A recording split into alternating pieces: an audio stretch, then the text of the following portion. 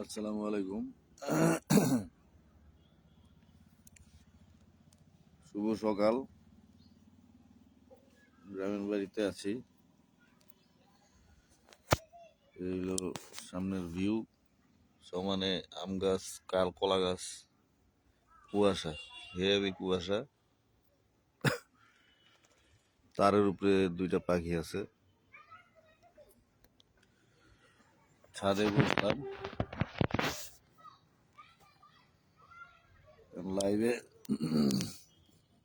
আসলাম একটা উদ্দেশ্যে। যে পরিমাণ শীত, যে পরিমাণ ঠান্ডা, এই পরিমাণ ঠান্ডা অলরেডি গ্রামের অনেক মানুষের হাঁস মুরগি মারা গেছে, মানে ঠান্ডায়। গৃহপালিত আর কি, যারা গৃহপালিত হাঁস মুরগি এগুলা মারা গেছে। এখন আবহাওয়ার পূর্বাভাসে আবহাওয়াতে বলছে যে আরো ঠান্ডা পড়বে। যদি আরো ঠান্ডা পড়ে, এখন যে ঠান্ডা আছে, যদি এর চাইতে আরো বেশি ঠান্ডা মানে হয়, ঠান্ডা পড়ে, তাহলে পরিস্থিতিটা কি হবে? পরিস্থিতিটা হবে এমন যে বাচ্চা কাচ্চাদের স্কুল বন্ধ হয়ে যাবে, স্কুল। কারণ এই ঠান্ডায় বাচ্চা কাচ্চা ইউজ টু না। কাপড়, মানে যে ঠান্ডাটা, এই ঠান্ডায় যে কাপড় চোপড় সাধারণত সবাই পরে, আমাদের বাংলাদেশের মানুষ, আমরা যারা কাপড় চোপড় পরি, ওই যেমন ঠান্ডা পড়ে ঠিক তেমন টাইপের কাপড়ই বাংলাদেশে প্রোডাকশন হয়, প্রডিউস হয়। শোরুমগুলা লোকাল শোরুমগুলা বাংলাদেশের, মানে অভ্যন্তরীণ যে শোরুমগুলা জ্যাকেট বানায়, তারপরে যেই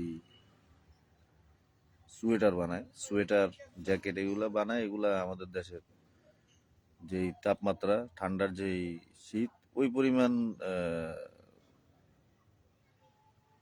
শীতের প্রোটেকশন অনুযায়ী শীতের সহ্য হবে ওইরকম কাপড় বানায়। এখন যেই ঠান্ডার আভাসটা বলছে যে বাংলাদেশে যেই ঠান্ডাটা হবে, যে জলবায়ুর যেই পরিবর্তন, তো জলবায়ুর পরিবর্তনের সাথে ঠান্ডার যেই আবহাওয়া পরিবর্তন, ঠান্ডা, ব্যাপক ঠান্ডা পড়বে এই বছর।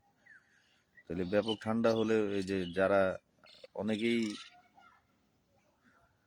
মানে এই নর্মাল কাপড় দিয়ে ঠান্ডা মানে সহ্য হওয়ার মতো ইয়া না আর কি, মানে ঘরের ভিতরে থাকাও কষ্টদায়ক হয়ে যাবে আর কি, যেই ঠান্ডাটা আসতেছে, যেই ঠান্ডা প্রবাহটা হবে। তো অন্যান্য দেশের জীব জানোয়ার গুলা, ঠান্ডার দেশের জীব জানোয়ার গুলা লোমশ, ওদের গায়ে লোম হয়। তারপরে মেরু এলাকা বরফের ভাল্লুক গুলা সাদা রঙের হয়। তারপরে রাশিয়ার ঠান্ডার এলাকার এই গরু ছাগল যেগুলা হয়, ভেড়া, এইগুলা ওদের দেশের ইয়াতে লোমশ, লোম বড়।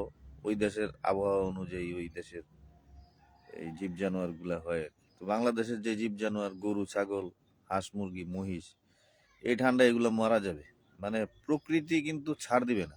প্রকৃতি এমন একটা জিনিস, যে প্রকৃতি যদি মানে নষ্ট হয়, যেমন আশপাশের পানি, পানি যদি দূষিত হয়, আমরা পানি খেতে পারবো না। পানি খেলে টাইফয়েডের বাইরে গেছে, এখন টাইফয়েডেরও টিকা হয়েছে।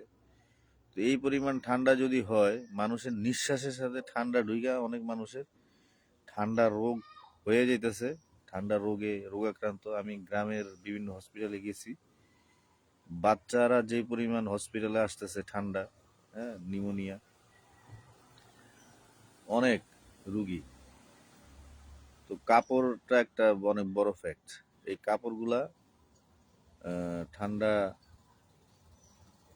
যতটুকু আরাম দিবে ততটুকু, তাহলে আরো বেশি ঠান্ডা বলে এই কাপড়ে কুলাবে না।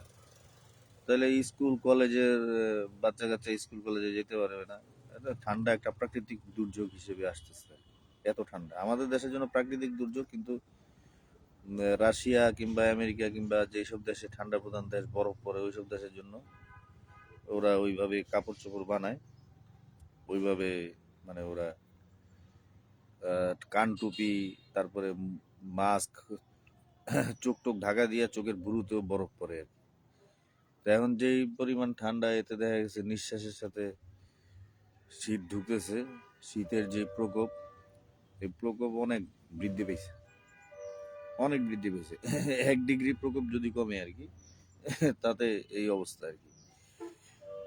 তো এখন কুয়াশা, কিছুক্ষণ আগে যে এই কুয়াশাটা ছিল, এই যে দেখেন কুয়াশা বাইরে গেছে, কুয়াশা এখন কুয়াশারই বাড়ছে। হ্যাঁ, ডেন্সিটি, কুয়াশার ডেন্সিটিটা, ঘনত্বটা অনেক বৃদ্ধি পেয়েছে আর কি কুয়াশা। তো এই ধরনের ঠান্ডা আসলে আমরা চাই না। আল্লাহ রহম করুক, আল্লাহ ছাড়া কোনো উপায় নাই। আল্লাহই মানুষের মানে শেষ ভরসা আর কি, আল্লাহ ছাড়া কোনো উপায় নেই। এখন আল্লাহ কেন এরকম ঠান্ডা প্রবাহ করতেছে বাংলাদেশে? ষড় ঋতুর দেশ বাংলাদেশ, পৃথিবীর মধ্যে কর্কটক্রান্তি রেখা বাংলাদেশের ভিতর দিয়ে গেছে, নদীমাতৃক দেশ বাংলাদেশ। এই নদীমাতৃক দেশেও ব্যাপক বিশুদ্ধ পানির অভাব। এই নদীমাতৃক দেশে ব্যাপক আপনার এই নদীর মাছের অভাব, তারপরে আপনার সবকিছুর এই দ্রব্যমূল্য বাড়তি, আবহাওয়া এত শৈত্য প্রবাহ যে শুরু হয়েছে, যে এই শৈত্য প্রবাহ থেকে আল্লাহ আমাদেরকে হেফাজত করুক, আল্লাহ আমাদেরকে মুক্তি দেখ। হ্যাঁ, লা হাওলা ওয়ালা কুওয়াতা ইল্লা বিল্লাহিল আলিয়্যিল আযীম। লা ইলাহা ইল্লা আনতা সুবহানাকা ইন্নী কুনতু মিনাজ জালিমিন। লা হাওলা ওয়ালা কুওয়াতা ইল্লা বিল্লাহিল আলিয়্যিল আযীম। মানে আল্লাহর কাছে আশ্রয় প্রশ্রয় চাইতে হবে আর কি, কারণ এই ছাড়া আর কোনো উপায় নেই। কুয়াশার যেই ঘনত্বটা বাড়ছে, যেটা এদিকে দেখা যায়, এদিকে কুয়াশা কিছুক্ষণ আগে ছিল না এতটা। এই যে আমি লাইভ করলাম, ঢুকলাম লাইভে, এর মধ্যে ডেন্সিটি এত হাই হয়ে গেছে। এটা আশ্চর্য একটা ব্যাপার। শীতেরও প্রকোপ বাড়ছে, ঠান্ডাটাও অনেক বৃদ্ধি পেয়েছে। রাত্রেবেলা সত্যি কথা বলতে ঘুমাইলে দেখা গেছে যে এই কান ঢাইকা ঘুমাইতে হয় আর কি। যে হুডি ক্যাপের গেঞ্জি, ওই হুডি ক্যাপ গেঞ্জি পরে তারপর ঘুমানোটা আর কি জরুরি হয়ে পড়ে, কান ঠান্ডা হয়ে যায় এতটা ঠান্ডা। তো আমি মানে এখন আবার মানকিটা লাগাইতে হবে, ক্যাপ।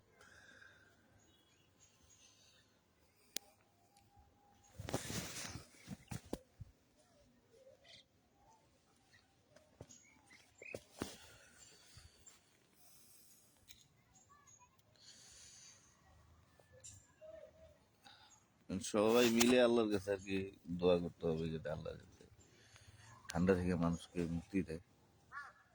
এই ঠান্ডাটা একটা মানে ওয়ান কাইন্ড অফ কষ্টকর একটা ব্যাপার। এখন যারা আমরা ঘর বাড়িতে থাকি, কিন্তু যারা মানে অত্যন্ত গরিব মানুষ, মানে দেখা গেছে যে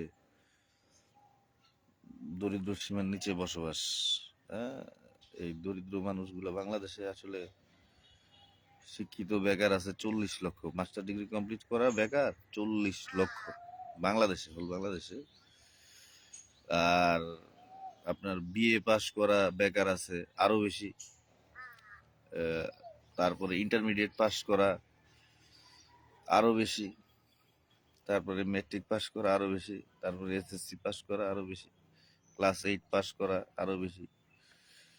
তো যারা অটো চালায়, সিএনজি চালায়, রিক্সা চালায়, ভ্যান গাড়ি চালায়, বাসে গরম থাকে, বাস, তারপরে প্রাইভেট কার যারা চালায় এইগুলা তো গরম থাকে, এগুলা মাইক্রোবাস, এইগুলা কোস্টার যারা চালায় এগুলা তো গরম থাকে। কিন্তু বিশেষ করে রিক্সাওয়ালা, বিশেষ করে ভ্যান গাড়িওয়ালা, তারপরে যারা দরিদ্র সীমার নিচে বসবাস করতেছে, তারপর বয়স্ক মানুষ, তারপর বাচ্চা, অসুস্থ রোগী, তারপরে এই যে যারা কৃষি কাজ করে আর কি, এখন একটা নতুন ধানের চারা সব বাংলাদেশের ক্ষেত খামারে লাগাইতেছে, ওই শ্রেণীর মানুষগুলা। আল্লাহ এদেরকে হেফাজত করুক আর কি, আল্লাহর কাছে বলি। কারণ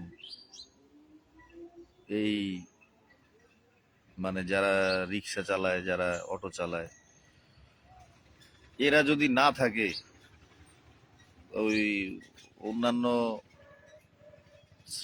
শ্রেণীর মানুষ, আমাদের মতো শ্রেণীর মানুষ মানে টিকতেই পারবে না। তারপরও যেহেতু আমরা সুস্থ আছি, হাইটা মাইলকে মাইল চলে যেতে পারি, পায়ে হাইটা মাইলকে মাইল চলে মানে চলে যেতে পারি। আমি পার্সোনালি পারি আর কি, পায়ে হাইটা অনেক দূর চলে যেতে পারি হাইটা হাইটা। হ্যাঁ, এমনও মানে দিন গেছে, এখানে দেখা গেছে যে শ্রীরামপুর নামে একটা জায়গা আছে, সোনাপুর থেকে শ্রীরামপুর না হইলেও মানে 8 থেকে 10 মাইল হবে আর কি। 8 থেকে 10 মাইল স্কুল লাইফে আসতাম পুকুর বাড়ি, মানে কাঁচা রাস্তা, কাদার রাস্তা, কাঁচা রাস্তা, হাইটা চলে যেতাম। হাইটা গেছি, হাইটা আসছি ফুফাতো ভাইয়ের সাথে, কোনো কিছু মনে হয়নি। তো এখন একটা প্রৌঢ় বয়স লিড করতেছি, এখনো হাইটা হাইটা মাইলকে মাইল চলে যাই। ঢাকায় যখন মাঝে মধ্যে মানে ভীষণ রমনা থেকে হাঁটা শুরু করি, রমনা মৎস্য ভবনের ওইখানে জ্যাম লাগলে নাইমা রমনার ভিতর দিয়া হাইটা মনে করেন যে মিরপুরে চলে আসছি বাসায়। মিরপুরে আসছি, ওই দেখা গেছে আমরাও আসতেছি, ওই দেখা গেছে বাসও আসতেছে, মানে বাসের দুর্গন্ধ, মানে কষ্ট লাগে। হাইটা হাইটা চলে আসছি, বহুদিন হয়েছে এরকম। তো যারা অসুস্থ ওরা তো আর পারে না, যারা মানে শরীর অসুস্থ, আল্লাহ সবাই সুস্থ রাখুক, আল্লাহর কাছে দোয়া করি। সবচেয়ে ডেঞ্জারাস একটা ব্যাপার হচ্ছে, সবচেয়ে মানে ভয়ঙ্কর ব্যাপার হচ্ছে এই যে জানুয়ারি মাস, বাচ্চাদের নতুন বই দিবে, বাচ্চারা স্কুলে যাবে, উৎসব মুখর, হ্যাঁ, একটা পরিবেশ থাকে। নতুন বছরের বাচ্চারা নতুন 1 থেকে 2-এ উঠে, 2 থেকে 3, 3 থেকে 4, 5-এ উঠে, 6, 7-এ উঠে, 9, 10-এ উঠে। এদেরকে সরকার যে পাঠ্যপুস্তক দেয়, তারপরে একটা উৎসব মুখর অবস্থা। এই ঠান্ডায় যাতে এই উৎসব মুখর অবস্থাটা মানে ভেস্তে না যায়, কিন্তু যাবে কিভাবে? এত ঠান্ডায় বেরোবে কিভাবে? এত ঠান্ডায় মানুষ অফিস করবে কিভাবে? এত ঠান্ডায় রোগীদেরকে নিয়ে যাবে কেমনে? তারপরে বাধ্যতামূলক ভাবে যাইতে হবে। হ্যাঁ, এখন দেখা যাক সরকারি কি পদক্ষেপ হয়। আবার নির্বাচন আসতেছে, নির্বাচন আসতেছে, নির্বাচনের একটা মানে উৎসব মুখর অবস্থা আছে এখন। কিন্তু এই ঠান্ডার কারণে অনেকেই মানে স্থবির হয়ে যাবে আর কি। কারণ ম্যাক্সিমাম নেতারাই তো বয়স্ক, বড় বড় নেতা যারা আছে বয়স্ক, তবে ওনারা প্রাডোতে চড়ে, কোটি কোটি টাকা দামের গাড়িতে চড়ে। ওনারা যদি গরিব দুঃখীদেরকে সাহায্য সহযোগিতা করে, শীত বস্ত্র দেয়, ওই ঠান্ডার দেশের শীত বস্ত্রগুলো আর কি, এখন বাংলাদেশেও লাগবে। ওনারা পারবে, ওনারা গার্মেন্টসের মালিক। তারপরে ওনারা ফোন দিয়ে বললেই শীত বস্ত্র পাঠায় দিবে, রাশিয়া থেকে পাঠায় দিবে, আমেরিকা থেকে পাঠায় দিবে। তো ওনারা নিয়ে আইসা যদি আমাদের বাংলাদেশের গরিব মানুষদেরকে দেয়, তাহলে আমাদের গরিব মানুষ, আমরা আমাদের মতো যারা আছি আর কি, আমরা যদিও মানে আল্লাহর রহমতে চলতে পারি,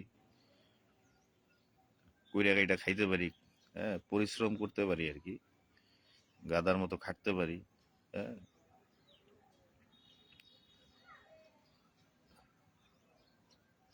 আল্লাহর কাছে এইটাই দোয়া করি, আল্লাহ যাতে শীতটা কমায় দেয়, এই বাংলাদেশের সহজ সরল গরিব দুঃখী মানুষদের যাতে আল্লাহ রহমতে রাখে আর কি। লা ইলাহা ইল্লাল্লাহু মুহাম্মাদুর রাসূলুল্লাহ।